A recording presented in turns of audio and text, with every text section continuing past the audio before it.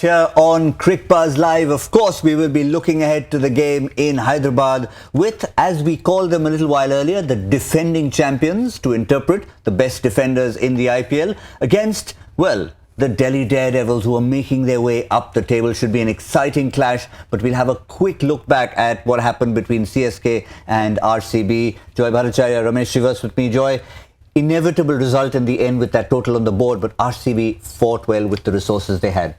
I think they'll feel much better after that second half of the game, because the first half they looked dispirited, they looked as if they weren't even trying hard enough.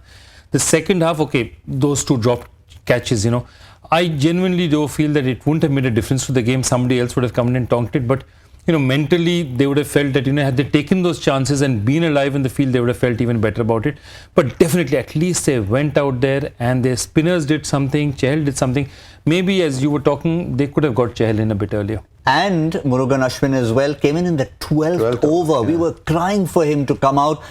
Kohli obviously had his plans. He was using the Grandhomme, in a tactical manner, but you still feel your best resources, throw them in the deep end, in the power play even. Yeah, I believe so. I think, I don't know where Murugan Ashwin was standing. It was obviously not in the line of sight because 12th over was a bit late. I mean, in the end it panned out well. But the Grandhomme was bowling well and everything got tight. But the same period of intense pressure could have come a bit earlier. See, what do you do? Basically with a Grandhomme, that kind of attack, that kind of speed, as a medium pacer, you have the wicketkeeper standing up. So all you do is, you're forcing the batsman to take a chance. The guy has to step out. If he has to jump out at you, he has a chance of being stumped. So yeah, you could get tonked over the top, but equally what could happen is you could get a lot of dot balls. That's what they were playing for. What did actually happen is someone like Dwayne Bravo, who perhaps likes to shuffle around, couldn't, out of comfort zone, gave an edge, Parthiv Patel put it down. Plans almost worked. Yeah, the funniest part of it is at the end of the match, and this is one thing only you'll see in the IPL, they're walking out of this thing and Parthiv Patel is walking with MS Dhoni, and MS Dhoni is talking to him about his technique and saying that maybe you're slashing at the ball, you're going too early for it. And there's some very, very involved discussion. I say, where else in the IPL would you see that you've just dropped a catch of my team and I'm telling you what you did wrong. Yeah, that was quite nice. And actually Parthiv did take a good catch, but that time the batsman didn't touch the ball. So he missed one run out and then did a smart stumping when Dhoni was in the crease and then dropped one catch and took another catch when the batsman didn't touch it. But he had a good game, he did bat well, but really they look back at that as a tale of missed chances. This is what happened in that game at Pune, of course, the new home for the Chennai Super Kings. 127 for 9 was never really going to be enough. AB didn't fire, Virat Kohli didn't fire. It was all thanks to Parthiv Patel and that cameo from Tim Southee at the end of the Royal Challengers batting that actually took them from 92 for 8 in the 16th over to 127 for 9. The Chennai Super Kings were made to fight, but at the end I think the fact that they had 2 overs to spare is just a bit of flattery. MS Dhoni, 31 of 23. Another little observation. We talked about it earlier. His strike rate in the first 15 balls and how he accelerates after that. Today, it wasn't quite the 147 that he's improved to, but the situation demanded that he stayed there. 67 strike rate first 15 balls, and then I guess we got to finish it. Let's do it. Yeah, absolutely. He just turned it on in that 17th over. Or they decided there's one designated risk taking over. Yeah. Take it close enough, keep it at 7 and 8, 1 over just back in. Just finish it, yeah. One more person to talk about, the colour orange. Before we go to the colour orange of the Sunrisers Hyderabad, is the man who still wears the orange cap. Rishabh Pant, by the way, has a chance to get it back, and that's Ambati Rayudu. He's not one of those flamboyant players or flamboyant personalities, but he's still sitting up top with that cap. No, I think this season is a breakthrough season, and it's really rare to see a guy having a breakthrough season at this age.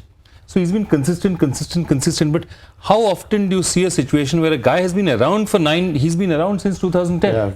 Yeah. And in his 8th IPL, he's suddenly providing figures that are about 50%, 75% better. Those are sensational figures. You talk about getting starts. Every single time a start, every single time he's scoring well in excess of 100. I mean, you're allowed to have an occasional 25 of 27 balls. No, not even. And this was even when he was pushed down the order. So it didn't even matter where he's batting, right? He's been performing in somewhere or the other. But I'm searching my mind to look at in the IPL record for somebody who's had 7 good years and suddenly had a breakthrough season. You have a breakthrough first season or a second season.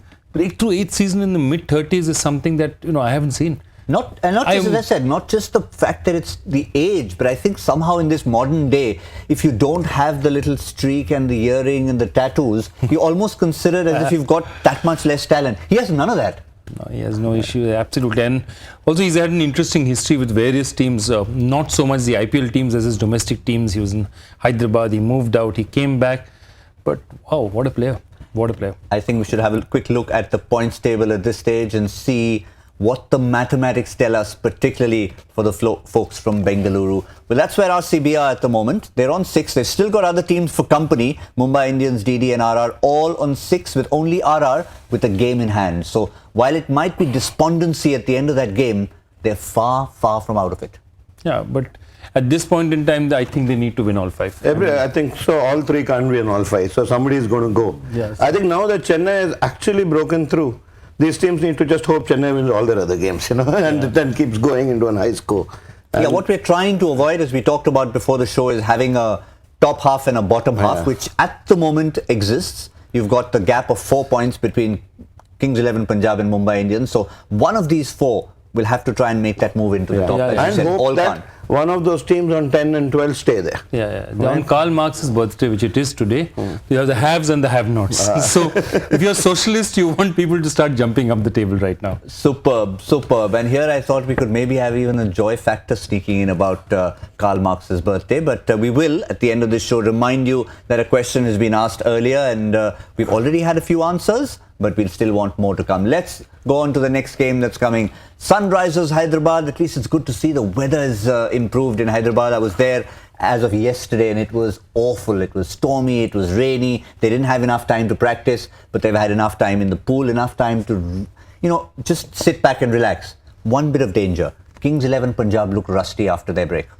Sunrisers hopefully won't. It's always a danger. It's always a danger. Breaks work. Definitely it works for older bodies, for fast bowlers, as we were saying. But it is a problem. You can be rusty, you can be off your game, you can miss a trick. And this IPL, teams are so close that you miss 1 or 2 tricks and suddenly you're looking at elimination yourself. So yeah, they'd like to be switched on and they'll do their best to try and be switched on. It's not easy. It's one of those things. We talked about that earlier. A team like a DD or an MI after losing 5 on the trot gets 6 days off. Yeah. Refresh yourself. You can actually regroup because then you want to change things. Yeah. See, when you want to keep things the same, the break is going to come in the way. When you want to change things, a break helps, right? And it's almost like a rain break when you're chasing and it really affects the batting side's momentum. Much more. Absolutely. So let's talk about the Sunrisers lineup now. We did hear at the toss about the changes on both sides. We've had Bhuvaneshwar Kumar coming in. Of course, more than a change, it's about when he was going to make his way back in. Somebody had to sit out, and that's the beauty of this lineup. The fact that Thampi is sitting out is not because he hasn't performed. It's just because someone had to make way for Bhuvi. They have backups for everything. They're like the UPS team. It's just for every slot they have a backup. They have Nabi for Shakib. The UPS team. I love that analogy. But the one thing Sunrisers have to, of course, the defense we all know about. But their middle order, that Manish Pandey and that Saha, they're ignoring that problem. They're not trying to do much about it. See, the fact of the matter is they don't have that many batsmen left in the strike. The only man they have there is Deepak Hooda. Yeah. Deepak Hooda is the only other man who could make his way in there. There's Carlos Braithwaite. But if you take Braithwaite, it's a straight swap probably for somebody like a Shakib. And Shakib in this pitch is doing so very well that you wouldn't want to drop him.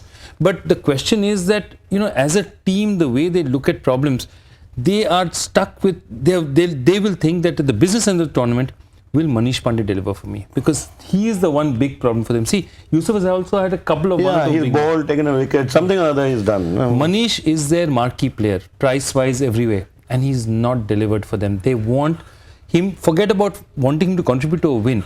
Just for their sake, for the team's sake, they need him to have a big innings and get his confidence back. Yeah. Right now, he's looking like a man who's burdened by his 11 crores. Certainly do. But in terms of the toss, we chatted about this just before. Both teams, nothing to do necessarily with the surface or anything, would want to bat first. Sunrisers, because they've been defending so well. Delhi, so that they don't allow the Sunrisers to go and defend. And that's pretty much exactly, even though Shreyas Iyer didn't say it at the toss, he talked about everything else, but actually that's what it is. And it's only the 4th time, Joy, in the tournament that it's captain winning the toss first, has decided to bat first. Ashwin started the trend, then Rohit Sharma, and Kane Williamson has now done it twice. And the interesting one is, it's probably the first time that the other team has also admitted that they would have batted first. Yeah. So both teams have actually wanted to express their interest. And in fact, Ashwin also did it against Sunrisers. Yes. He did it before figuring out, that they can defend. Yeah, I did say Williamson's done it twice. Well, he's done it once earlier, and now the fourth one was, in fact, Shreyas Iyer. Williamson would have done it for the second time had the coin fallen on the right side. But I think Hyderabad should take on some new challenges now. Can we score 50 and defend it? Or, can we drop Rashid and see if we can defend 50? I think that's what they've been doing. It's absolutely insane the way they've been defending that. Especially the 1K day one was, superb. I didn't imagine that. But that's again the calmness. And other teams have got off to start. It's not as if they've restricted them only at the start. Yeah. There are teams who have got off to starts. There are teams who have started scoring fast, and somehow what do you call Hyderabad has retained what teams call their shape. In football, you use this term very often, retaining your shape. So somebody gets whacked, they're 16 in 5 overs, 6 overs, you have 130 to do, they still got their shape, they still know there's time for them to come back, and that is the calmness of a team that knows its ability. Certainly does. What about the opposition? Well, Delhi Daredevils have more often than not, over the seasons, tended to lose exactly what Joy just mentioned, which is their shape, which is their solidity throughout a tournament. Their flamboyance has always been there in that lineup. It's converting that into results. Now they've started doing that the last couple of games. We've had a key change. Colin Munro, in and out of form, has given way to Naman Ojha. We're seeing him for the first time in the tournament. Yep. And very Christian. fascinating because two things. I think Naman Ojha was a player they wanted to bring in because they needed to get him in. But they couldn't find another place for him other than giving him a slot opening. The reason why they want him in is because he's one of the finest players of spin in the country. He's regarded in the domestic player as a fantastic player of spin, and they feel that with Rashid Khan, Yusuf may be trying to get a few overs, and obviously Shakib Al Hasan, they needed someone to defend against, somebody to hit those bowlers. Very interesting. And also he's a senior batsman. Early, played for a long time, early to mid-30s. So give that young Indian batting, you give the young guns a bit of one slightly wiser head. And therefore, because of him, the other change had to be there. Because if you're taking out somebody, they're taking out a bowler. So if you have to replace him, what they did was they took out Munro and they put in an all-rounder so that Dan Christian gets to bowl a few overs. Also, he knows a thing or two about being in that orange lineup. Yep. Hyderabad. Ex-SRH player. He's been there. He knows this ground. So does Dan Christian. Very interestingly, Dan Christian also played. Both of them are ex-SRH, There you go. Talk about the tactics that you use. It's about who's played there, who knows which side. Yeah, and see, what you have now? You have Delhi with these sort of young guns who are dying to go and shoot it out there. And they just want a slightly wiser head and a slightly wilier head to sort of say, okay, fine, you guys go and shoot, but also we need somebody here to control it, who understands this field, who understands how to play spin, because playing spin is an art by itself. And I mean, these kids will hit anything, but when it comes to that, it'll be good to have somebody like a Naman Ojha in the lineup. Let's talk about one of the kids in the lineup. We always like to find the key battle in the lineup. So we've picked one of the kids, who happens to be the skipper kid, in this case Shreyas Iyer, taking on, of course, the talisman of that Sunrisers lineup, that is Rashid Khan. What about Shreyas Iyer against Rashid Khan? Let's have a look at this. That's the record that's been so far. Interestingly, 0 dismissals. Most people you see, Rashid Khan will be about 23 balls, 18 runs, 3 dismissals. So he's got the better of him. And even if it's only 23 balls, that I think is pretty much enough to judge him. Yeah, fair enough. And 38 runs is quite a lot in those 23 balls, right? So if you add Shreyas Iyer to the mix of Naman Ojha being a good player of spin, the likes of Rishabh Pant being fearless, you know that they've got a tactic to take on Rashid Khan and then deal with the rest of the bowlers later. I'll be very interested in seeing who they open with, because Prithvi, if they have a fast bowler, they'll go with Prithvi. Do they open with Prithvi and Naman? Do they hold Naman back when the spinners come? It will be very interesting to see what tactics they do. And as you said, Shreyas Iyer is an excellent player of spin. Very still head. Again in the domestic circuit, known as a guy who can talk to spinners as well. So very interesting. Very, very tactical. And that's what I like, that there's somewhere in the Delhi camp, they're at least putting out moves out there. They're saying, okay, Hyderabad is a favourite team. We are the guys who are trying to make a run for it. Let's change the cards a bit. Let's shuffle the deck. Ponting in this. Yeah. Let's shuffle the deck, and it's fantastic. I love it. No, and while shuffling the deck, they're keeping the core. They're the guys. I mean, they're the opposite of Chennai team. It's just blazing youth, no respect for anything. And so it'll actually be. It's one of the best bowling sides against one of the most fearless batting sides. So if not anything, it'll be an interesting match. And one of the things we talked about when Shreyas Iyer assumed the captaincy was, will it affect his batting? I think he's quite want to answer that question. It affected it deeply, positively. Yeah, it kept going further and further and harder and harder. And he's someone who enjoys it. I remember speaking to him during the T20 Mumbai League that they had there, and he likes the idea of leadership. He likes ordering people around the field. He's got that personality about him. Yeah. And I think he looked a bit ragged in that rain-affected match when Rajasthan was chasing. They were going crazy at one time. And I mean, there's one of that Maxwell over would have been, that extra Maxwell over would have been very, very dangerous. They got away with that one. He got away with that one. That was a bullet past the head, It did. Well, that's what we're talking about, looking at a key game in terms of the Sunrisers Hyderabad. But of course, when you talk about a lineup that's got bowlers, batters and some key all-rounders, we thought we'd have a quick chat with one of the international all-rounders, one of the greats of all time, Shakib Al Hasan, and he was talking not so much about the batting but about the depth in their bowling, and this was an excerpt from Cricbuzz Unplugged.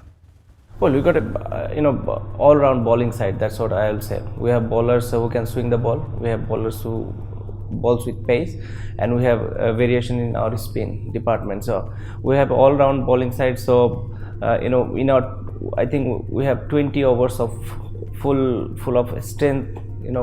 So there is no respite for the batsmen. So they might score few runs in some games, but I think the bowling attack we have, it's very hard to score big runs against us.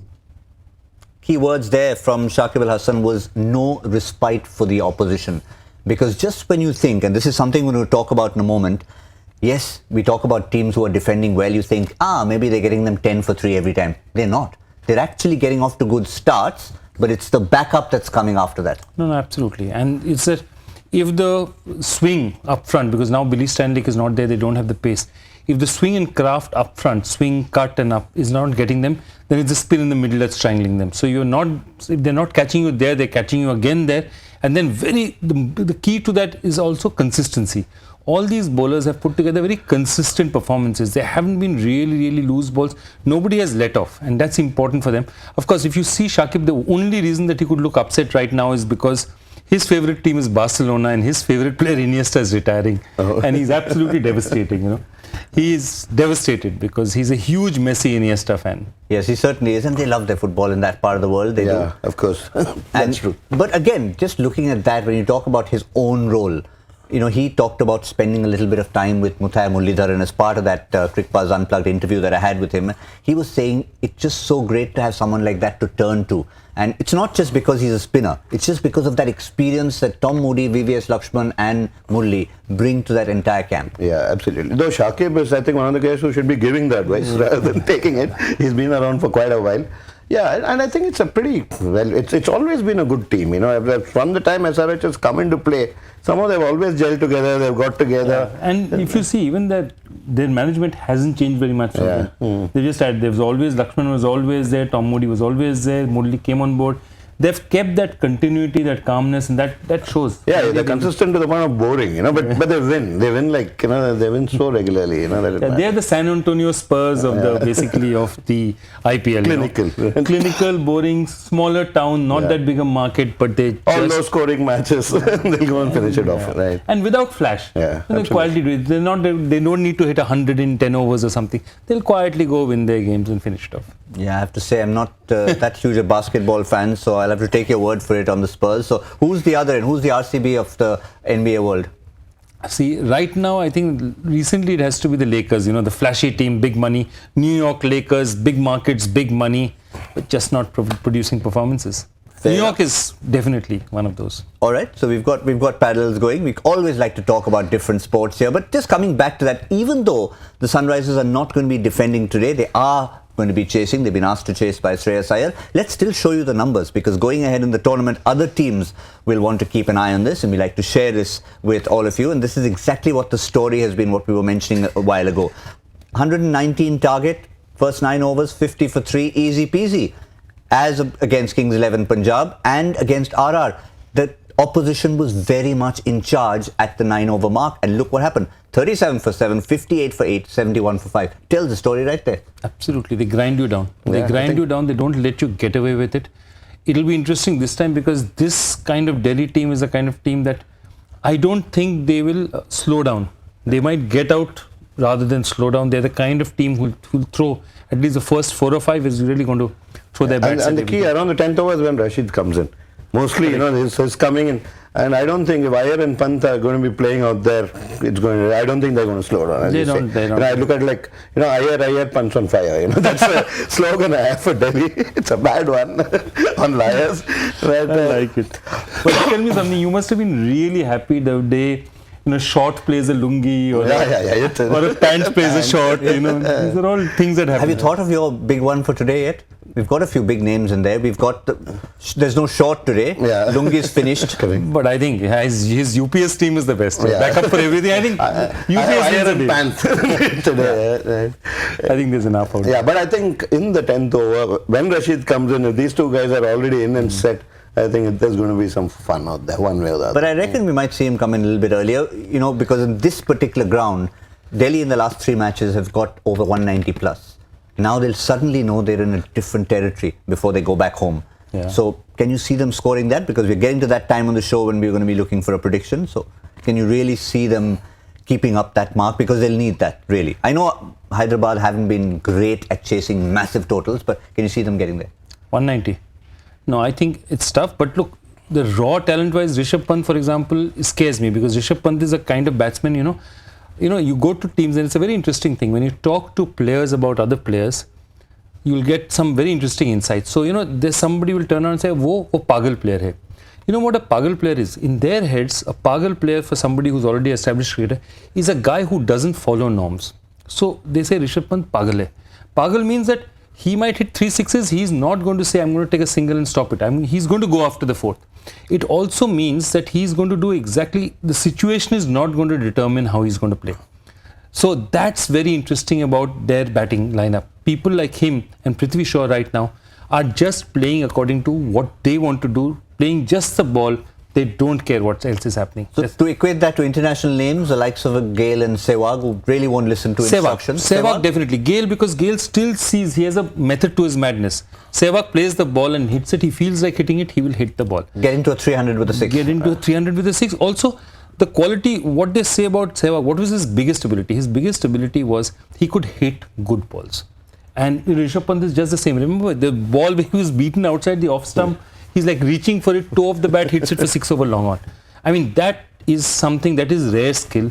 And therefore, he's not going to be bound down by conventional, okay, this is a ball, I have to play this through. And you have Maxwell, who also, he's been not very effective, but pretty much bats pretty much in the same way. Yeah. He's also, they say, pagal player. Yeah. And they mean it in this sense that they will not be tied down to what the ball is, what the game situation is. They will do what they need to do. Well, daredevils, yes. Yeah. All right, so I think we're getting to that stage where we really need to pull our socks up, because just to remind you, in the previous game, we had a 190, a 199 and a 210. I'm going to go last this and they time. finished with 127. Yeah. So Ramesh says he's going to go last. Yeah. So Joy, you're up first. Okay, I'm going to go 172 because I think these guys will get off to a start. And I think at some point they might tighten the screws. Well, I'm going even less. I have great faith in the Sunrisers bowling that they're going to mentally go out there as if they're already defending. So I'm going to go out for a 158. I'll do what you did and go somewhere in the middle. Okay. No, but I do think Bhuvi coming back will make a difference. It's pretty much different what he does in the early overs. If he gets the ball swinging and gets 2 wickets early, then the score could either go to 170 or it could be 100 all out. It could be 100 also. So the problem is you can predict. I think the average is somewhere around 150, 160, but the variance is pretty high. It can go just about anything. Standard deviation. So what are we giving? 172, 158? I'm just giving average of general, somewhere in between. safe. You're sitting on a red sofa, not on the fence. He's a management consultant. You think he'll ever give you an answer which he can be responsible for? So I'm trying to say, you said 150, you said 170, yeah, somewhere in between, about 160. Can I ask you who your batting captain is today? For this match? Yeah. Pant. Okay. I just changed it after the toss. Yeah. I made Pant my batting star. And can I let you know who mine was? Colin Munro. Oh, tragic. That is a... Have you managed to change No, it? I My haven't. apologies. My apologies. That's how life is. We don't always get our way, but that's the predictions we have. The Delhi Daredevils have won the toss, and only for the 4th time in this year's IPL has the captain decided to go out and bat first. Just before we wrap up here, we have the joy factor to remind everyone of, and it's been one we've got a few answers, but I think a few more people, we still want to get them involved. Okay, quick one. Once again, just to reprise the question. Unusual connection between the stadium in which Washington Sundar made his IPL debut and the one in which his current bowling coach Ashish Nehra got India's best ever World Cup bowling figures. And it's an unusual connection. It's not something so direct.